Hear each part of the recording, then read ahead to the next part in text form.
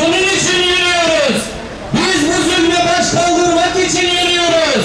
Ve o yerin adı Gazze'dir.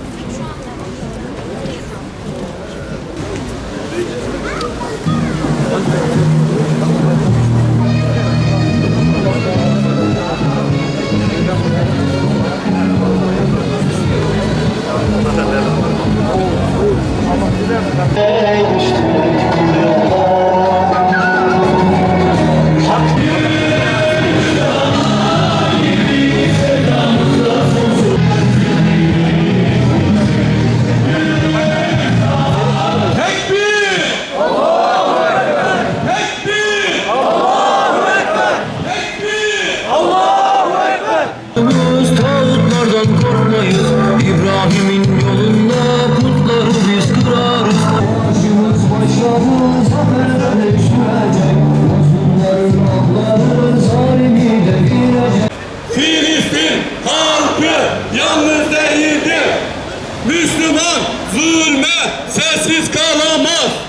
Müslüman zulme sessiz kalamaz. Tekbir!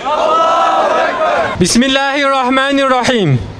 Selam olsun canlarıyla, kanlarıyla vatanlarında kalmanın ve özgürlüğün bedelini ödeyen izzet sahibi Civanmet Gazze halkına.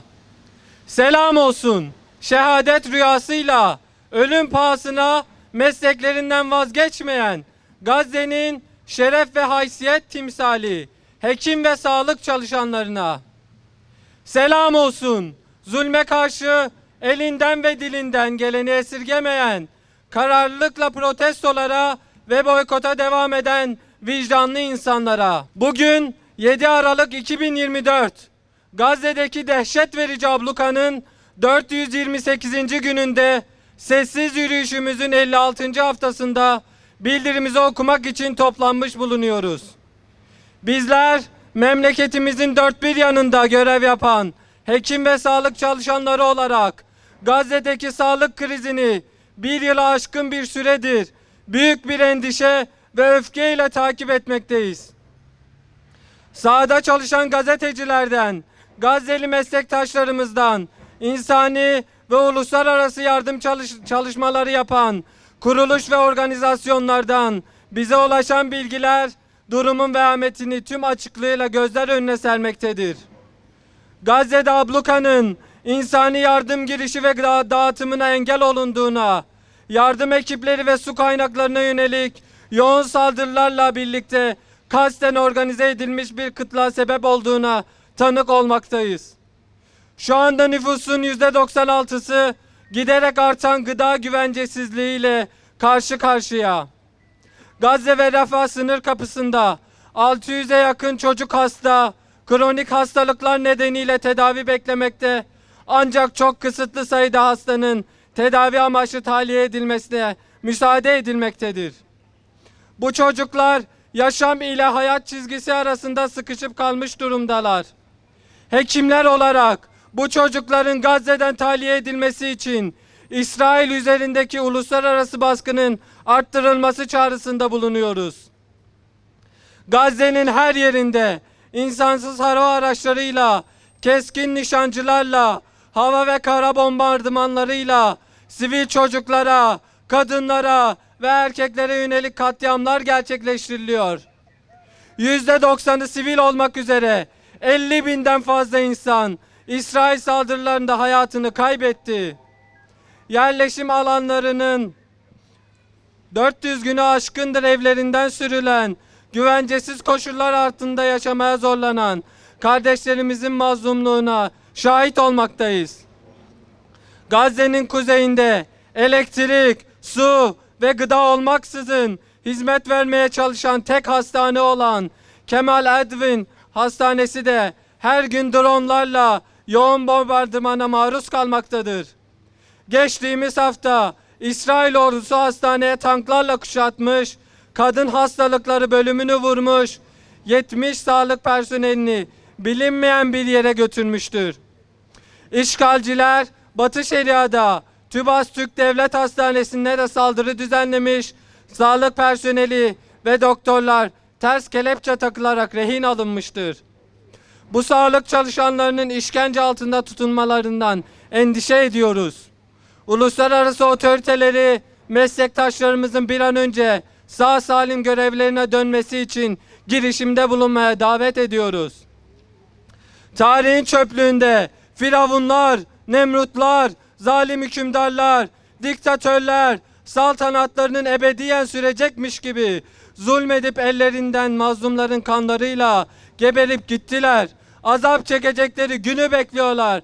Biz de beklemekteyiz. Her daim tarafımız mazlumlar, düşmanımız zalimler olacaktır. Bu soykırıma seyirci kalacak değiliz. Bu nedenle memleketin her tarafından yükselen seslerimizi sivillerin hedef alınmadığı, güvenli koşullarda çalışabilmeyi talep eden Gazze'li meslektaşlarımızın sesleriyle birleştiriyoruz. Uluslararası toplumu, başta ülkemiz olmak üzere devletleri ve ilgili yönetimleri, yetkilileri Gazze halkına karşı yapılan soykırım ile ilgili söz söylemeyle yetinmeyip fiili adımlar atmaya davet ediyoruz. Hatırlatmak istediğimiz taleplerimiz: acil bir şekilde kalıcı ateşkes sağlanması için adımlar atılsın. Acil sağlık koridoru açılmasını istiyoruz. Oraya gönüllü gitmek isteyen doktorların bu talebi uygun koşullar sağlanarak karşılanmalıdır. Gazze'deki abluka kaldırılsın. İnsani ve tıbbi yardımların girişi sağlansın. Sağlık tesisleri ve sivil altyapı korunup tahrip olanlar yeniden inşa edilsin. Bu sonuçları ancak Gazze ve Lübnan'da yaşamı korumaya yönelik uluslararası bir siyasetle, İsrail'e yönelik somut, siyasi ve iktisadi yaptırımlar yoluyla ulaşılabilir. Bizler tüm vicdan sahibi toplumların ve insan hakları demokrasi iddiası olan tüm devletlerin üzerine düşen görevi yapmasını bekliyoruz. Ve herkesi bulunduğu konumunun gereği neyse apacık zulme karşı elinden, dilinden geleni her şeyi yapmaya ve boykota davet etmeye çağırıyoruz. Zira herkes sesinin ulaştığı, elinin yetiştiğiyle sorumlu olacaktır. Aliya İzzet Begoviç'in şu sözünü hatırlatmak isteriz. Her şey bittiğinde hatırlayacağımız şey düşmanlarımızın sözleri değil, dostlarımızın sessizliği olacaktır. Gazze için yankılanan seslerin kısıtlanmasını değil, gerekli adımların atılmasını istiyoruz. Şunu herkes bilsin ki hiçbir zaman asla bu zulmü kanıksamayacağız. Normalleştirmeyeceğiz. Sabırla ve azimle zulme karşı duranlar olacağız. اللهم ربنا يا ربنا تقبل منا صلاتنا وصيامنا وعبادتنا وcuhudana برحمتك ya erhamer rahimin. Allah'ım Filistin kardeşlerimizin, Gazze'nin, bütün ümmeti Muhammed'in cihadını kabul ve makbul eyle. İnsan olarak, Müslüman olarak görevimizi yapmadığımızdan dolayı bütün ümmeti Muhammed adına ya Rabbel Alemin senden özür diliyoruz.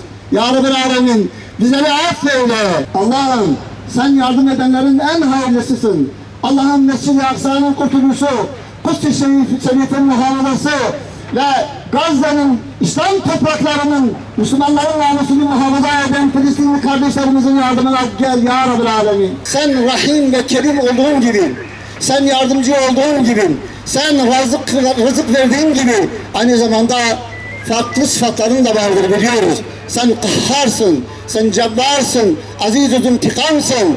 Ya Rabbil Alemin, zalimleri kahredensin Allah'ım.